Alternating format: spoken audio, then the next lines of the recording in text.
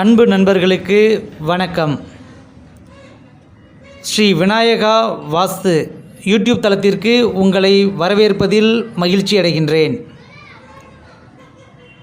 இந்த பதிவில் நாம் பார்க்க இருப்பது வாஸ்துபடி வாசல் ஜன்னல் அமைக்கும் முறை பற்றி பார்க்கலாம். திசைகள் 4.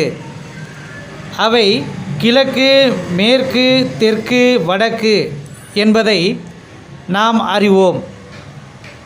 வாஸ்துபடி ஒவ்வொரு திசையும் உச்சம், மத்திபம், நீசம் என்ற 3 பகுதிகளை கொண்டுள்ளது. கிழக்கு திசை என்று எடுத்துக்கொண்டால் கிழக்கு உச்சம், கிழக்கு மத்திபம், கிழக்கு நீச்சம் என்ற 3 பகுதிகள் உள்ளது. இதேபோல் 4 திசைகளுக்கும் உச்சம், மத்திபம், நீச்சம் என்று உள்ளது. கிழக்கு திசையில் வடக்கு சார்ந்த கிழக்கு பகுதி உச்சம் என்றும், கிழக்கு திசையில் உள்ள மத்திய பகுதி மத்திபம் என்றும்,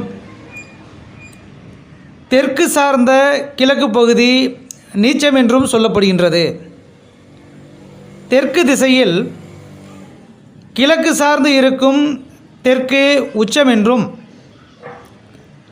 தெற்கு திசையில் மத்தியில் உள்ள தெற்கு பகுதி தெற்கு மத்திபம் என்றும், மேற்கு சார்ந்து இருக்கும் தெற்கு பகுதி நீசம் என்றும் சொல்லப்படுகின்றது.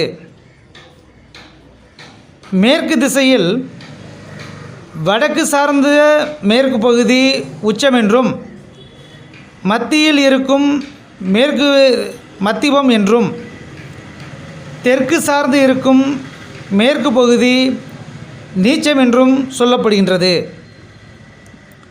வடக்கு திசையில் கிழக்கு சார்ந்து உள்ள பகுதி உச்சம் என்றும், மத்திய பகுதி மத்திபம் என்றும், மேற்கு பகுதி சார்ந்து உள்ள வடக்கு பகுதி நீச்சம் என்றும் சொல்லப்படுகின்றது.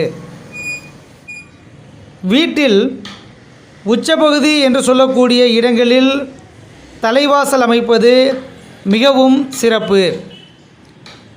அதிகபட்சமாக நமது வீடுகளிலும் அலுவலகங்களிலும் பெரும்பாலும் கிழக்கு மற்றும் வடக்கு பகுதிகளில் உச்சம் மற்றும் மத்திப பகுதியில் வாசல் மற்றும் ஜன்னல் வைப்பது ரொம்ப சிறப்பு. இது போன்ற அமைப்புகளில் வீடு, அலுவலகம் அமைப்பதன் மூலம் ஆரோக்கியமும் செல்வமும் பெற்று மன நிறைவுடன் வாழலாம்.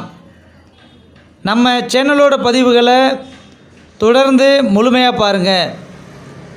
லைக் பண்ணுங்கள், ஷேர் பண்ணுங்கள், சப்ஸ்கிரைப் பண்ணுங்கள்.